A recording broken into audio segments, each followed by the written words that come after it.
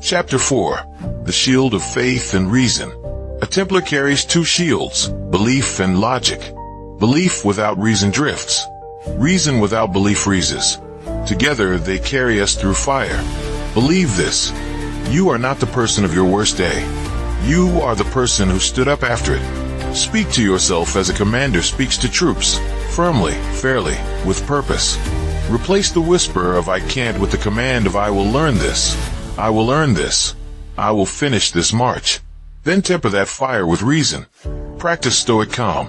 Separate what you control from what you do not. You control effort, preparation, focus, attitude, recovery. You do not control the weather, other people's choices, or the randomness of fortune. Put your entire force where your control lives. Use breath as your immediate refuge. Inhale for 4. Hold for 4. Exhale for 6. Let your heart slow, your aim steady. A calm warrior sees openings a frantic one misses. A composed mind turns chaos into a map.